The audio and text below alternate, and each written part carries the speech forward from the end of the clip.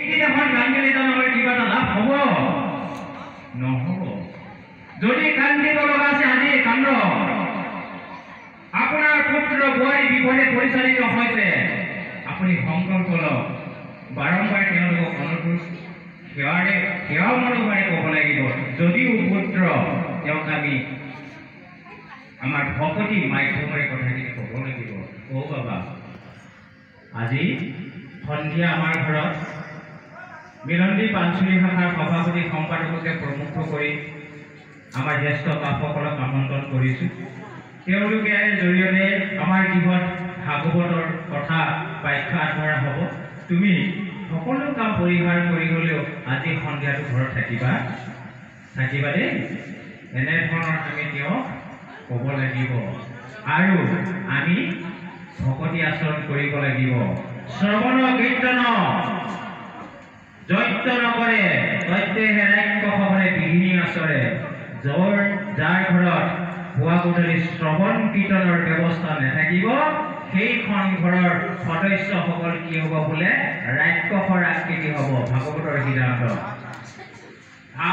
সিদ্ধান্ত ৰাক্ষসৰ আকৃতি হ'ব। সেই ঘৰৰ মানুহে সদায় কি কৰিব? মাৰিব লাগে, কাটিব লাগে, খাব লাগে, যাব লাগে, ইমানে তেওঁলোকৰ চিন্তা। কিয় মাৰিলা, কিয় বেয়া কথা ক'লা, এনে কথা ক'ব নাপায় নহয়। এই পৰামৰ্শ সেইখন ঘৰত নহ'ব।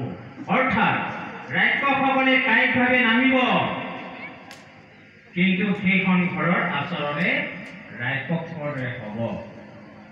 গতিকে আমি কি কৰিম? আমাৰ ভৱিষ্যত অন্ধকাৰ হৈ আছে। আমাৰ পুত্ৰ বোৱাৰীসকলে গুৰুজনাৰ নীতি আদৰ্শক আওকাণ কৰি আজি বিভিন্ন স্থানত খোৱা বোৱা কৰিছে। যদিও তেওঁলোক শৰণীয়া, বিভিন্ন স্থানত গৈ বিভিন্ন অনুষ্ঠানৰ সৈতে তেওঁলোকে জড়িত হৈ তেওঁলোকে খোৱা বোৱাৰ সোৱাদ লৈছে।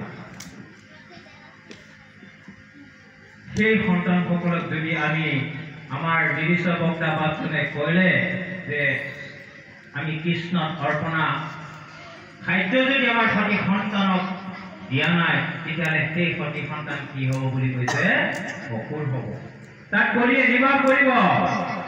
জল পুষ্প ফল মূল খাদ্য দ্ৰব্য যত অন্ন আদি হ'ব কৰি অৰ্পিত কৃষ্ণত। তেনে গৃহস্থৰ ঘৰে হিংসান উপজয়, কৃষ্ণ নামে মুকুতি কঢ়ায়। যিখন ঘৰৰ আইসকলে সকলো খোৱা বস্তু আমাৰ কৃষ্ণত অৰ্পণা কৰিব, সেই ঘৰৰ সেই খাদ্য শুদ্ধ। সেয়া ভাগৱতৰ সিদ্ধান্ত। যদি কৃষ্ণত অৰ্পণা নকৰা খাদ্য যদি আমাৰ সতি সন্তানক খোৱা হৈছে, তেতিয়াহ'লে সেই খাদ্য কুকুৰৰ বিষ্ঠাৰ লগত তুলনা কৰিছে। আপোনালোকে লক্ষ্য কৰিব, সকলো বিষ্ঠা কিবা নহয় কিবা ভক্ষণ কৰে, কিন্তু কুকুৰৰ বিষ্ঠা কোনোৱে ভক্ষণ নকৰে। গতিকে কৃষ্ণক যদি অৰ্পণ নকৰাকৈ আমি খাদ্য বস্তু প্ৰস্তুত কৰিছোঁ, তেতিয়াহ'লে আমাৰ সতি সন্তানসমূহ সদায় বিপদে পৰিচালিত হ'ব। তেনেস্থলত আমাৰ সতি সন্তানে কিয় বিভিন্ন অনুষ্ঠানত খোৱা বোৱা কৰিব? তেওঁলোকে য'ত খোৱা বোৱা কৰিছে, সেই খাদ্য শুদ্ধ হৈছেনে? সেই খাদ্য কৃষ্ণক অৰ্পিত হৈছেনে? এই কথাখিনি কিন্তু আমাৰ যুৱকসকলে ভাবি চোৱাৰ প্ৰয়োজন আছে। সুবিধা পালো, ভোক লাগিল বুলিয়ে আমি য'তে ত'তে অন্ন গ্ৰহণ কৰিলে নিশ্চয় আমি ভুল কৰা হ'ব। গতিকে আমি আমাৰ খাদ্য বস্তু শুদ্ধকৈ খাব লাগিব। আৰু যিহেতু আমি প্ৰত্যেকেই ভজন গ্ৰহণ কৰিছোঁ, আমি সকলোৱে কৃষ্ণক অৰ্পিত আহাৰ খাব লাগিব। এইকাৰণে খাব লাগিব, ৰজা পৰীক্ষিতে কলিত কেইটামান স্থান দিছিলে। ইতিমধ্যে বক্তাসকলে বিষয়বস্তুখিনি উপস্থাপন কৰিছে। যদিও আমাৰ হাতত কিছু সময় পাইছোঁ বুলি আমি ভাবিছোঁ, যদিও আপোনালোকে আমাৰ কথাখিনি শুনাত যদি মনোগ্ৰাহী হোৱা নাই, তথাপি আমি কোৱাৰ প্ৰবল হেঁপাহ কৰিছোঁ। এইকাৰণে আমাৰ ইয়াত যিসকল বাপায়ে উপস্থিত আছে, আমি গোটেইখিনি নিজৰ অতিকে আপোন। আমি এজনে সিজনক এৰাই চলিব নোৱাৰোঁ। আমি সদায় ভাবিছোঁ আমাৰ বাপাই গুৰু ধৰ্মৰ প্ৰতি আগবাঢ়িব পাৰে সেই সপোন আমাৰ আছে। সেইকাৰণে আমি কিছু সময় লৈ হ'লেও কথা কিছু কোৱাৰ সপোন দেখিছোঁ, প্ৰয়াস কৰিছোঁ। আৰু আমি এইটো বিচৰা নাই, যদিও আমাৰ মনোভাৱ বাপজনো যদি অৱশেষত এই মঞ্চত থাকেগৈ, কোনো বাপ আই সকলো যদি ইয়াত উপস্থিত নাথাকে, তথাপিও আমি ক'ব লগা কথাখিনি ক'ম বুলি সংকল্পবদ্ধ হৈছোঁ। কাৰণ এই অনুভাৱজনটোৱে এই বাৰ্তা বহু দূৰলৈ প্ৰেৰিত কৰিছে। ঘৰতে বহি কৈছোঁ, কোনোবাই হয়তো নিশ্চয় কথাখিনি শুনিব, এয়া আমাৰ সপোন। গতিকে পৰিষদে কৈছিলে, নিপতি বুলন্দ কৰি দুপতিলো স্থান, দৈত্য খেলে যোৱা পহা কৰে মদ্যপান, স্ত্ৰী পঞ্চমনা ঠাকৰে যথাত, এই স্থায়ী ঠাই গেলো পঞ্চ গয়া তথাত।